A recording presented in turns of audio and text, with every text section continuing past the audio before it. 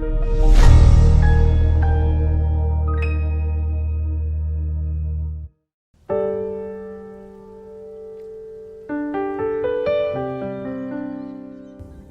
berdoa, kasih karunia bagi kamu sekalian dan damai sejahtera dari Bapa di surga dan dari anaknya Yesus Kristus Tuhan kita. Amin. Sahabat rohani HKBP Jatinegara, firman Tuhan yang menyapa kita di pagi hari ini dari kitab Yeremia pasal 22 ayat 29. Demikian firman Tuhan. Hai negeri, negeri, negeri, dengarlah firman Tuhan.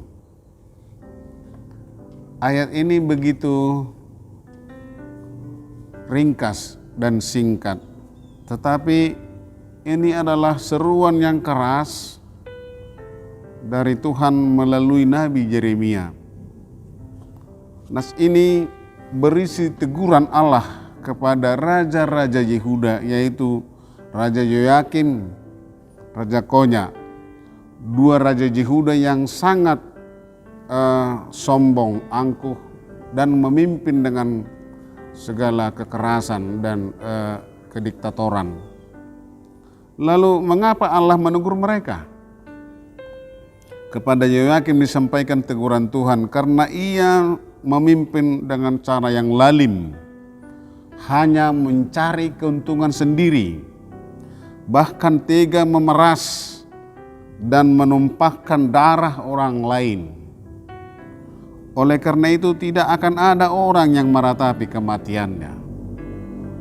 Sampai kepada titik itu pernyataan atau statement yang diperdengarkan oleh Nabi Yeremia.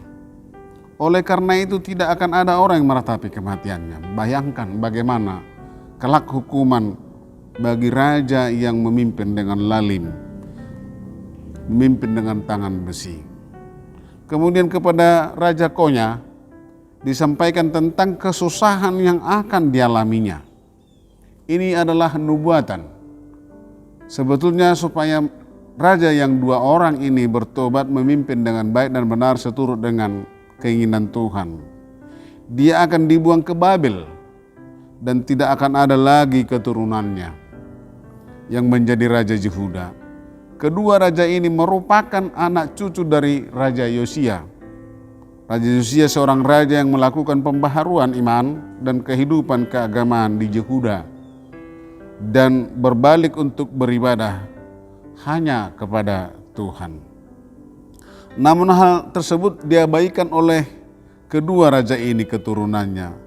Mereka memerintah dengan sangat otoriter, diktator, bahkan dengan tangan besi untuk melanggengkan kekuasaannya. Berdasarkan pandangan dan kehendak mereka sendiri bahwa mereka berbuat sesuka hati, membuat mereka terjerumus ke dalam kejahatan dan penderitaan dan akhirnya akan terbuang. Pemirsa Saroha, apa yang terjadi pada Raja Yehuda tersebut mengingatkan kita betapa pentingnya membuka hati dan telinga untuk mendengar firman Allah. Dalam era digital ini kita tidak perlu bersusah untuk mendapatkan informasi tentang firman Tuhan misalnya. Cukup menekan tombol-tombol bahkan berbicara kita akan beroleh informasi yang baru. Lihat misalnya aplikasi-aplikasi yang begitu hebat tentang yang menawarkan juga tentang firman Tuhan. Namun dalam kondisi yang demikian banyak orang membuka diri, telinga, pikiran dan hatinya untuk mendengar informasi dari dunia. Sehingga sangat sulit untuk memberikan telinganya, pikirannya dan hatinya bagi firman Tuhan. Dan tidak membaca Alkitab. Lalu nas ini mengingatkan bahwa mereka akan memalingkan telinganya dari kebenaran dan membukanya bagi dongeng-dongeng. Rasul Paulus juga mengingatkan Timotius dalam 2 Timotius 4 ayat 4. Saudara-saudara yang kekasih dalam Yesus Kristus, sesungguhnya firman Allah memiliki berita yang jauh lebih menarik dari informasi yang beredar di dunia, sekalipun misalnya kita sudah memiliki teknologi digital yang begitu hebat dengan aplikasi-aplikasi tersebut.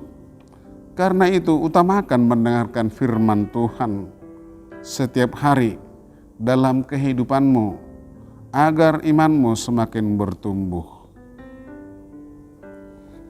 Selalulah memiliki kerinduan untuk mendengarkan firman Tuhan, untuk dengar-dengaran akan firman Tuhan, untuk menghadapi pergumulan-pergumulan yang ada di dunia ini. Satu-satunya lah ketika kita selalu bersandar pada Tuhan dengan mendengarkan firman-Nya sehingga kita memperoleh kekuatan.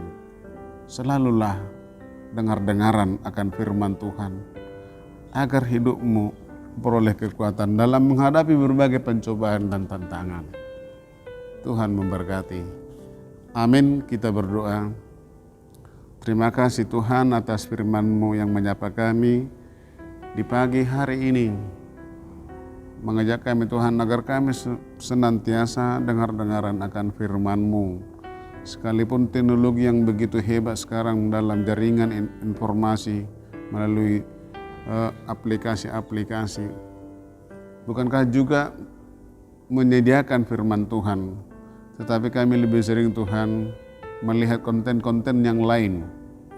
Kami tidak memedulikan firman Tuhan yang senantiasa memberikan kekuatan dan memberikan penghiburan bagi kami yang lemah. Melalui firman-Mu di pagi hari ini, kuatkanlah kami agar kami senantiasa mendengar seruan Tuhan. Terima kasih Bapa di surga, dalam Yesus Kristus kami berdoa. Amin.